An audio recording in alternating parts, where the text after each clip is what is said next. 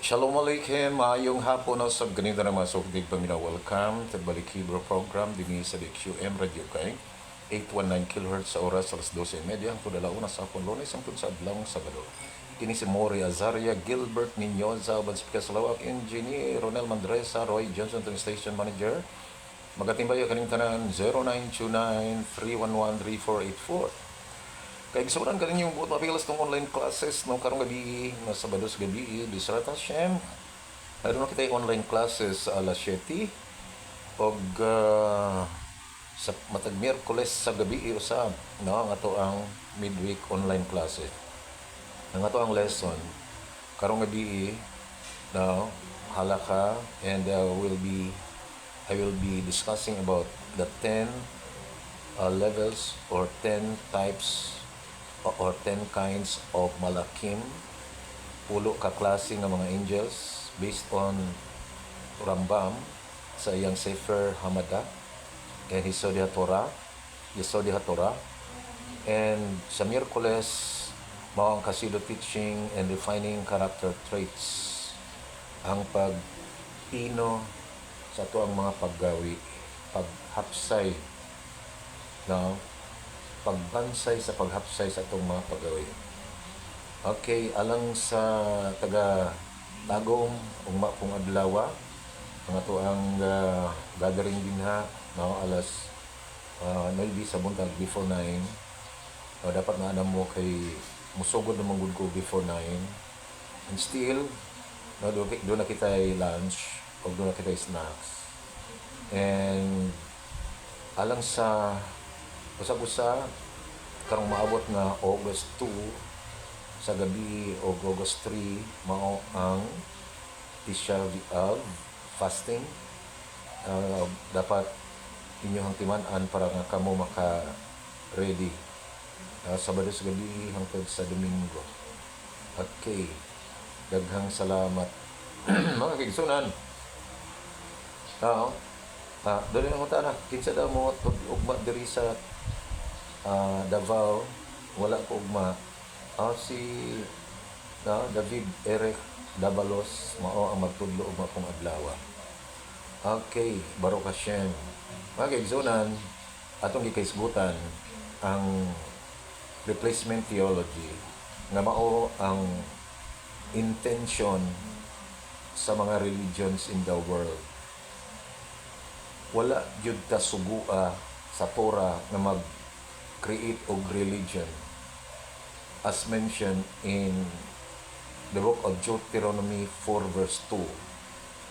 You shall not add nor subtract to the words of the commandments that I gave you. Ayaw ninyo dungagi, ayaw nyo kuhai. That means it is forbidden to create a religion. It is forbidden in the Torah. And then in the book of Deuteronomy again, chapter 13, it is reiterated, verse 1 in the Jewish compilation, o niya last verse ni siya sa chapter 12 sa mga Christian Bible.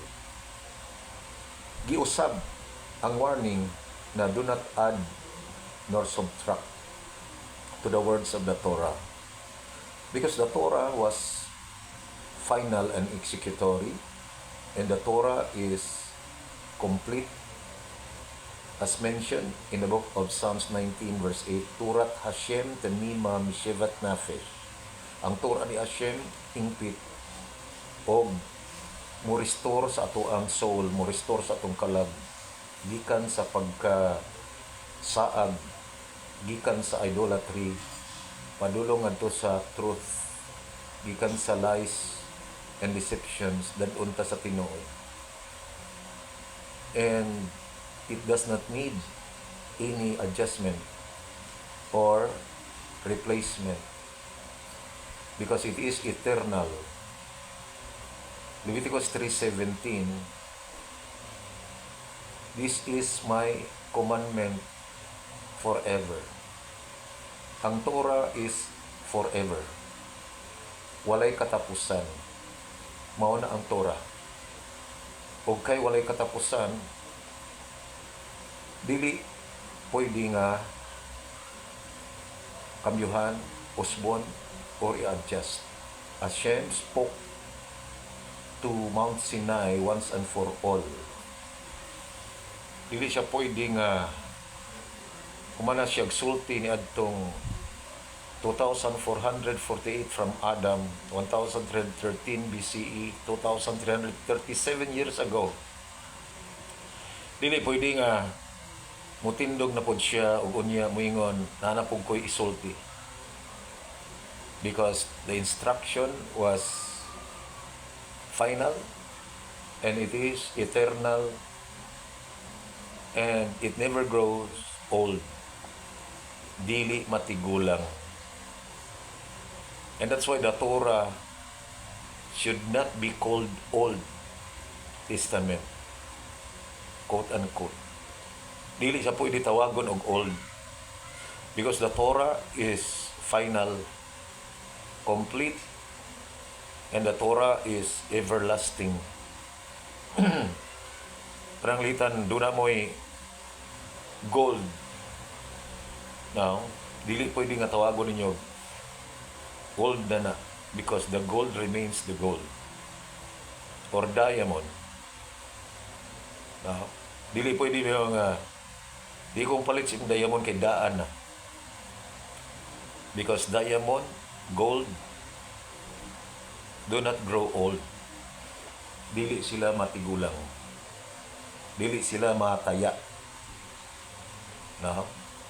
Pwede man magkalapok-lapok, pero magpabilin siyang bulawan o magpabilin siyang diamond. Likewise, ang Torah never grows old. That means it is a crime to call the Torah as Old Testament as what the Christians do. Ang mga Christians lang gitawag ang Torah o Old Testament, Genesis to Malakay. And that is a crime. Usa siya ka krimen. Usa siya ka spiritual crime na gihimo sa mga religions. Unsay tuyo nila nga tawagon nilang old tungod kay mohimo silang ilaha.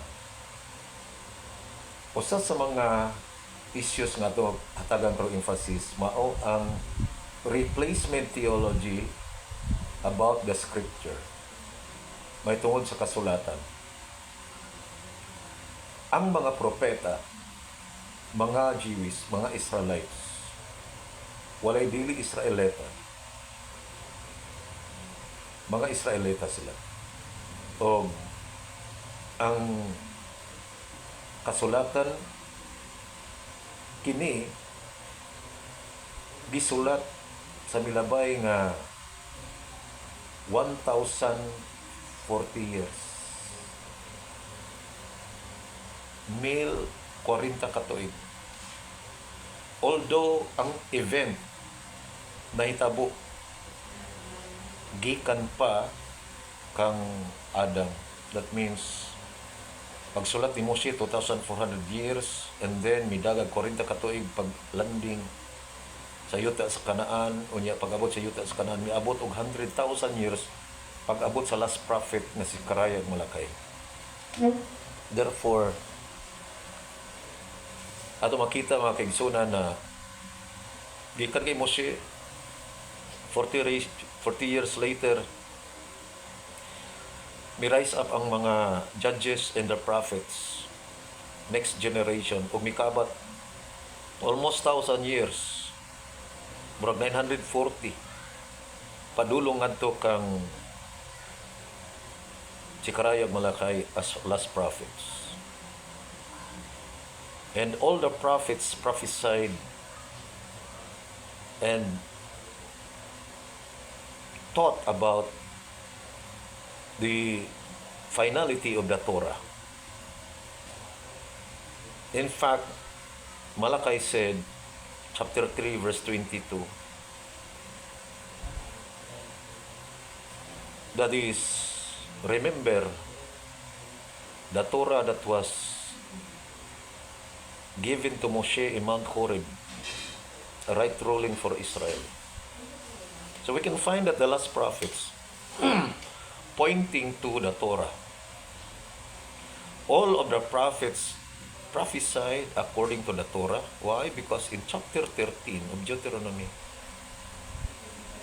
kung doon ay prophet or dreamer of dreams nga magpropesiya, kunya magpakita pagyug signs and wonders, pero dadon ka sa dili tinuod, don't follow the prophets. Mo na mga kaigsunan, dili na proof ng miracle.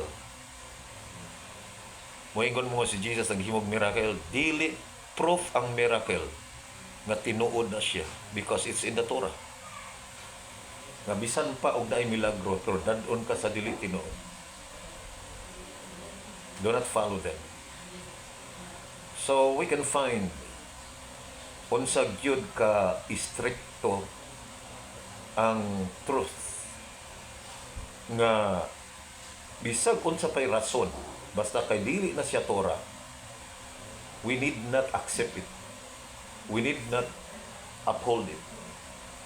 Dili siya angay na tong gunitan, dili siya angay na tong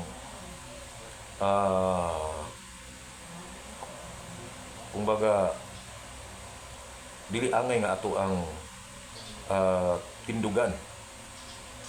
So usa sa mga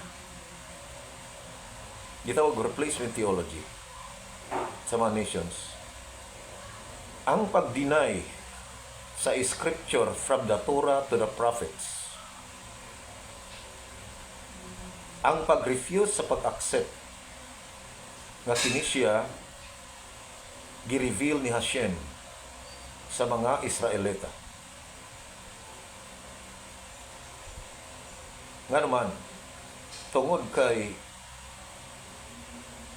gisilyuhan ang kasulatan in the year 340 to 400 BCE, o ang nagsilyo, it was headed by Ezra in blessed memory, nga usa ka secretary and at the same time usa ka Kohen Hagadol, high priest. Kumbaga walay tao nga ka-level niya. Walay tao ka-level niya. Kaya kung doon na may kaliwat o Kohen Hagadol, dili mapud siya secretary. Kaya kung secretary, they were very strict. In fact, they were called sofer. Because the word sofer, gikan sa word nga misafer, that means counting. Ilahang giihap. Kay ang Torah, giihap ang matag litra. Walay sobra, walay kulang. Mo bitaw na yung mga accusation, ang Torah mo ni mo na gi-corrupt na. Doon ay mga text nga corrupted. Apan doon ay text nga dili. And that is the reality. No? For example, tanang Dead Sea Scroll, corrupted na siya. No? Doon ay corruption sa Dead Sea Scroll. So, ang Torah, nga mao ang gi-evaluate nila ni Ezra, uban ang 120 men of Great Assembly, 120 ka buo. Nga doon ay 85 ka propeta o 35 ka mga rabbis. 120 ka buo. O usa sa mga propeta, si Prophet Haggai, si Karya, Malakay, Daniel, si Azariah, Misael, and Kananya, or Shadrach, Meshach, and Abednego. Si Robabel, Nehemiah, ingon man, si Mordecai, and Shimon the Just, na mga high priest sa time nila ni Alexander the Great. Sila ang mga tawhana. Mga tao nga very high ang ilang level sa spirituality nga walay katumbas sa atong panahon. That means wala ka sa posisyon nga modiskumpiyado sa ilang mga trabaho kay wala ra ka sa ilang level. Mga propita sila, mga rabay sila, mga sekretary, mga Kohen Hagadol, high priest. Karon 24 books lang ang gisilyuhan nga mao ang inspired scripture, which is called Tanakh, which is the acronym of the Torah, Navim, and Ketuvim. The Torah, Genesis to Deuteronomy, Navim, sinulat nila ni Joshua, and even sinulat nila ni Shemuel, sinulat sa mga propeta Isaiah, Jeremiah, Ezekiel, Daniel, and then Hosea to Malakay. 24 books, which is equivalent to the 24 jewels mentioned by Isaiah, adorned to the bride.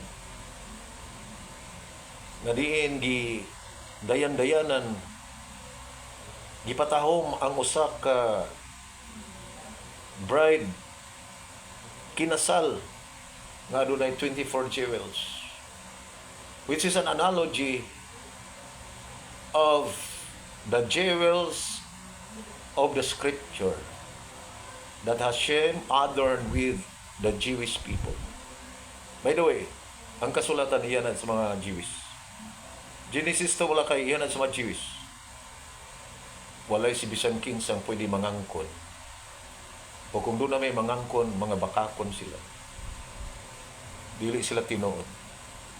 It belongs to the Jewish people. Belongs to the Jewish people. Namang ko'y nadunggan ako na nagtrumpa siya ba in siya ang Biblia iyana sa Katoliko. Mura ba siya nangigi siya ba sa mga SDA, nangigi siya sa mga saksi, nangigi siya sa mga Baptist, nangigi siya sa mga iglesia. Niyang gingon nga iya man sa Katoliko. Ano sa daya ang Katoliko? 313 AD naimugso ang Katoliko. Whereas ang kasulatan gisilyuhan ni Ezra 350 to 400 BCE. That means nidagan pag 700 katuig no. Bago na himugso ang Christianity, naanay scripture. Tungkol kayong scripture, dili iya sa Romano, dili iya sa Katoliko, dili iya sa Kristiyano. Ang scripture iya sa Israel. Iya sa mga Jewish community. The prophets are Israelites, and those who missioned kanila nga naga sukat sa kasulatan, sila mga Israelita, because they were also the guardians of the scripture. Sila mga guardians. Tungtungod niya na ang giila nga official nga kasulatan, Genesis to Malakay lang. Nagani bisan New Testament. Ni angkon ana. Panalitan, John 5:30, John 5:39, kamo nagsusi sa kasulatan, kaya naguna-una kamo. Kaya unsa to nga kasulatan? Wala pa man ang Mateo, wala man ang Mark. Unsa to nga kasulatan? Kadto nga kasulatan mao ang Genesis to Malakay. Bisan si Paul, Sa 2 Timothy 3:16, ang tanang kasulatan, they are inspired. Unsa to nga kasulatan? Wala pa may Mateo pagsulti ni Paul ana. Unsa to? Kaya gisulat ba ni Paul mga 55 to 60? Unsa tong kasulatan niya giingon? Wala may Mateo. Genesis to Malakay. Ang bodal kung ipasabot bisag New Testament ni sulti nga ang Genesis to Malakay mao ang kasulatan nga tinuod. Mao to ang kasulatan nga tinuod. Apan sa diha nga gideclare na sa Roma in the person of Alex or Constantine in the year 313 AD. Gideclare ang Christianity as official religion of Rome. Karon si Pope Damasus miingon maayo unta og naatay atuang scripture. Can you just imagine? Just to satisfy the desire of the religious leaders. Moinungdan 397 na imugso ang canonization of the New Testament nga naman aron lang ma-fill in ang pangandoy nga mayunta og natay kaugalingong kasulatan. Mga kaigsuonan,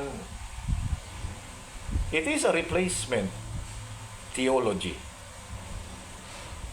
Nga diin, ang kasulatan nga tinuod, inspired iya sa mga propeta, gi-reveal ni Hashem sa mga Israelites. Genesis to Malakay lang. And yet, pag abot sa tuig 397, miabot ang New Testament. So kung 330 and then 397, mga kaigsuunan, hapit 800 ka tuig.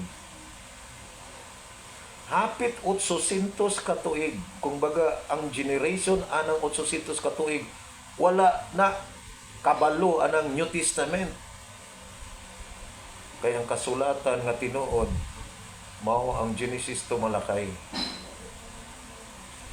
Mao na siyang reality. Mao na ang tinuod. Og sa dihang nahimugsong Christianity, naghimo sila replacement. Og ilan ang gitawag ang Christian mao ang dunay atraso sa balaang kasulatan, ilang gitawag og Old Testament sa 2 Corinthians chapter 4. Gitawag ilang old. Okay, sunan ko. Sa ako nang gikasulti, ang Torah perfect and the Torah is final and executory and the Torah is eternal. It will never grow old. Dili gayud matigulang ang Torah. Di gayud matiguang. Because it is the Torah. Og tungod kay gikan ni kay Hashem. Mga kaigsunan, it is applicable from generation to generation. Gikan sa unang generasyon hangtod sa katapusan. O walay laing inspired na scripture gawas lamang sa Torah o sa Tanakh. Therefore, by the way, kinatibuk ang Genesis to Malakay, gitawag ng Torah. Generally speaking. Because the Torah is instruction of heaven. And the prophets, they all prophesied according to the Torah. Paghuman sa Christianity, sa 313 13, nimugna og New Testament 397, pagka 622 nahimugso ang Islam, og naapod sila'y ilahang giisip nga libro. Mga kaigsunan ko, wala nay laing propeta gawas kang si Karaya ug Malakay nga mao ang last prophet. Ug mo hinungdan gisilyuhan ang kasulatan kay wala nay prophecy. Wala nay prophecy. Kinsay gasulti anak? Mga Jewish prophets. Kung naapay mag-ingon-ingon dito nga nanapod, pangutana, Jewish sila. Nga man tungod kay ang mga Jewish lang ang dunay authority o wala na ilain pa. Israelita lang ang dunay authority o wala na ilain pa. Karon mga kaigsunan, nigawas na po ni sa Christianity ning Mormons. Naghimo na pong libro, Book of Mormons. Mga kaigsunan ko, puros mga replacement theology. Gusto nilang maghimo sila gilang scripture aron ingnon nga sila pod propeta. Mga kaigsunan, panahon na mabuka atong mga mata. Ayaw ninyo igambol ang inyong kalag, inyong eternity sa mga invented na mga religions. We need to go back to the Torah because the Torah is final and the Torah is eternal. And only through the Torah that can we be restored.